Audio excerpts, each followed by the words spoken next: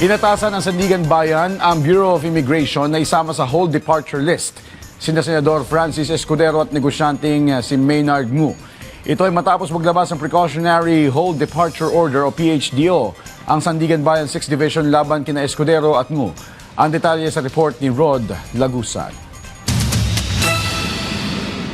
Naglabas na ng Precautionary Hold Departure Order ang Sandigan Bayan 6th Division laban kay dating Senate President Chis Escudero at negosyanteng si Maynard Ngu. Kaugnay nito, inutusan ng Korte ang Bureau of Immigration na isama ang dalawa sa Hold Departure List. Ito ay kasunod ng isinagawang pagdinig kahapon kaugnay ng inihayang ex parte application ng Office of the Ombudsman kung saan itong Sabado nagkaroon ng raffle na kalaunan napunta sa 6th Division. Ito ay dahil umano'y sa posibleng paglabag sa Anti-Graft and Corrupt Practices Act, plunder at indirect bribery. Una ng pinangalanan ni dating Undersecretary Roberto Bernardo si Escudero at Ngu na dawit sa issue ng flood control projects. Muli itong sinabi ni Bernardo sa isinagawang bail hearing ng Sandigan Bayan 3rd Division kaugnay ng malversation case laban kay dating Senator Bong Revilla at mga dating opisyal ng DPWH Bulacan.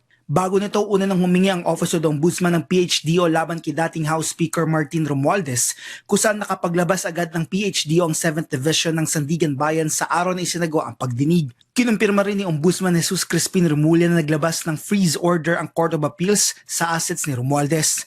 Sa naging pagdinig ng 6th Division, naging confidential ang naging pagdinig kung saan ipinaliwanag ng Korte na maaaring makompromiso ang ebidensya kung ito ay bubuksan sa lahat. Ayon sa Korte, mahalaga na sa puntong ito ay maging maingat para masiguro na mapangalagaan ang ebidensya ng prosekusyon. Ito ay dahil sa hindi pa handang isapubliko ang mga ito dahil hindi pa ito trial o paglilitis. Ayon sa Korte, ito ay preliminary pa lamang. Una nang sinabi ng Office of the Ombudsman na patuloy ang kanilang paghabol sa mga manay sangkot sa issue ng flood control projects. Pero malapit na ho yan, malapit na ho. There are senators, congressmen, and yung dalawa pong masterminds nung or master plunderers na sinasabi ni Ombudsman, that's all in the works. Yung binanggit po ni Ombudsman dati, yung former Speaker and the former Senate President. Samantala, kinundi na naman ng Office of the Ombudsman ang malisosyong paglalabas ng pagkakakilanlan ng kanilang mga investigador. Anila, ang hindi otorisadong paglabas ng impormasyon ay isang lantarang pagkatangkang takutin ng mga ito na siya naglalagay sa panganib sa kanilang kaligtasan.